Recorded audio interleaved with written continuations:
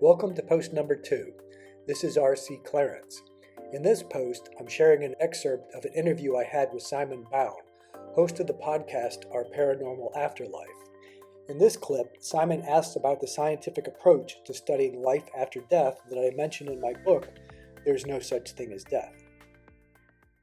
Well, hi, Robert. Thanks a lot for coming on the podcast.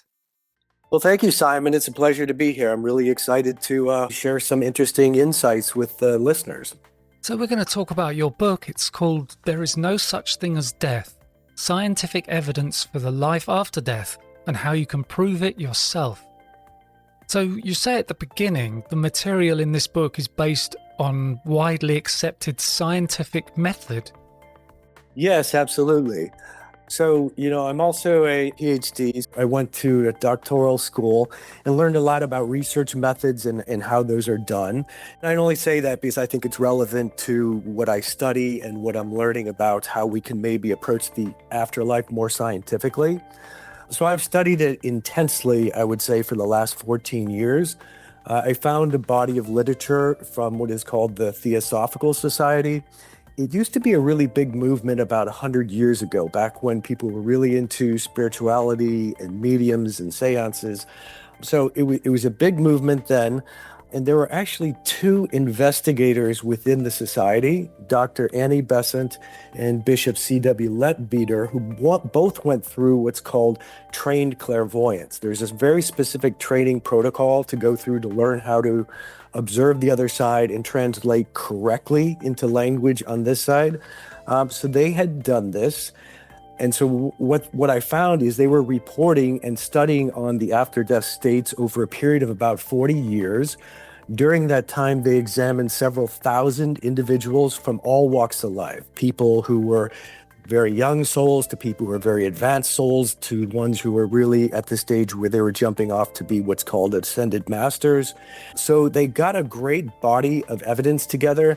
They researched it themselves. So every fact that they reported was, each one of them verified it independently. Then they took that, tabulated it, wrote it down, and then they ran it by an older student who was much more versed on what they were observing. And that's the approach they used for putting together their books. So what I did for the last 14 years is I've been reading and studying their material. So when I discuss the scientific approach to the afterlife, I'm reporting on their findings. They use outdated language. It's very detailed. I took several books and the insights contained within them and condensed it, simplified it, and turned it into language that I'm hoping for listeners or readers that'll be accessible. But I think the real contribution, Simon, is this scientific approach is possible.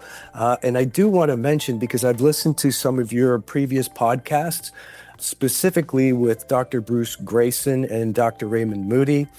So Bruce Grayson was talking about, he said, the more we learn, the more confusing it is. Because there's a lot to observe over there, and there's many different situations, many different cases. Dr. Moody was struggling with the same thing. He was trying to make sense of all the information he was receiving. He said, and I'm going to try to quote this as best I can, we need a language for the after-death state to make it intelligible and more rational. And Dr. Moody also said, he called it, we need a new framework of logic to understand what we're observing. And that's what I believe I have. I think that's what I found, Simon, is this framework of logic that everything can fall into. So the more I study this framework, the more every time I hear a different story of somebody's near-death experience or life between lives, all those things start to make sense. They're like pieces of a puzzle. And once you know the framework, you can start putting it in place. And then it turns into this beautiful, fuller picture that I think will help everybody understand it a little more rationally and intelligibly, like Dr. Moody was describing.